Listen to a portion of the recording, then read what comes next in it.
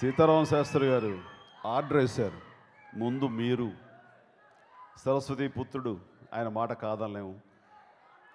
నేను మాట్లాడే అవకాశం సుమకు తర్వాత ఇచ్చేదేమో, కానీ ముందుగా ఏదైనా ఉపోద్ఘాతం మాట్లాడేటప్పుడు ముందు మాట ఉంటుంది. అదిగా నేను భావిస్తూ ఈ రోజున ఇది అనుకోని అదృష్టం. ఇంతటి జ్ఞాని సరస్వతి పుత్రుడు, నా మిత్రుడు శ్రీవేణ సీతారామ శాస్త్రి గారిని సత్కరించుకోవడం అంటే ఇది పరోక్షంగా సరస్వతీదేవిని సత్కరించుకోవటమే.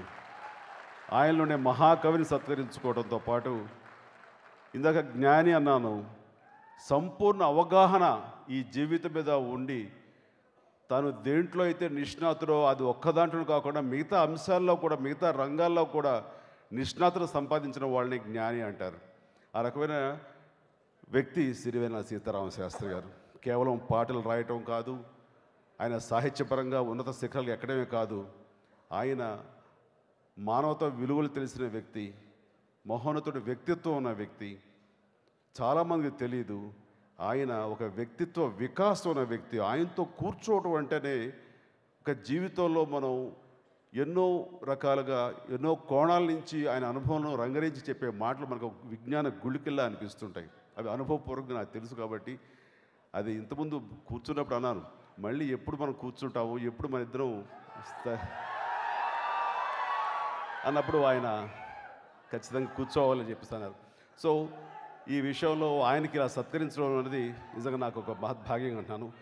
ఇవన్నీ కనుక గతం సినిమాలో ఆయన ఏవి చూస్తుంటే అందులో ఒక క్లిప్పింగ్ రుద్రవీణ, నాగబాబు ప్రొడ్యూసర్గా మొట్టమొదటిగా నాతో తీసిన సినిమా రుద్రవీణ. ఈ రుద్రవీణలో అన్ని పాటలు అత్యద్భుతమైన పాటలు, సాహిత్యపరంగా ఉన్నతమైనటువంటి సాహిత్య విలువలు ఉన్నటువంటి పాటలు అన్నీ కూడాను రాసింది సింగిల్ కార్డ్ అని అంటాం మనం పరిభాషలో, అది సీతారామ శాస్త్రి గారు. ఒక్కొక్క పాట ఒక్కొక్క ఆణిముత్యం. లలిత ప్రియ కమలం కానివ్వండి, తరలి రాధా తనే వసంతం అని కానీ, నీతో ఆగేనా సంగీతం బిళహరి అనే సాంగ్, ఒకటా రెండు అన్ని పాటలు కూడా అత్యద్భుతం. అందులో నాకు విపరీతమైనటువంటి పేరుని తీసుకొచ్చినాయి. నాగబాబుకి విపరీతమైన డబ్బును మాత్రం తీసుకురాలేదు, కానీ మంచి పేరుని తీసుకొచ్చింది ఆ సినిమా రుద్రవీణ. సరస్వతి బాగా ఎక్కువ ఉంటే లక్ష్మీదేవి కొంచెం దూరంగా ఉంటుంది అంటారు, అది నిజమైంది రుద్రవీణలో. అందుకని మరీ సరస్వతి ఎక్కువ ప్రేమిస్తే కొంచెం కష్టమేమో. బట్ ఏమైనా వీరి అసోసియేషన్ అనేది గత స్మృతులను గుర్తు చేస్తూ చాలా ఆనందంగా ఉంది.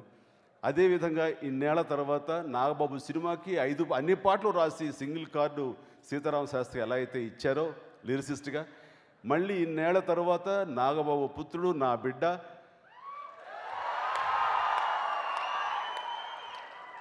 వరుణ్ తేజ్ సినిమా ముకుంద కూడా అన్ని పాటలు ఆయనే రాసి సింగిల్ కార్డు మళ్ళీ ఆయన సొంతం చేసుకున్నారు. అది పైగా రికార్డు 3000 పాటలు రాయటం అనేది అది ముకుంద ద్వారానే కుదిరినందుకు మనస్ఫూర్తిగా నేను అభినందిస్తూ వారి పలుకులు వినాలని మీతో పాటు కూర్చుంటున్నాను. నా తుది పలుకులు మీరు తర్వాత విందురు కానీ. ధన్యవాదాలు.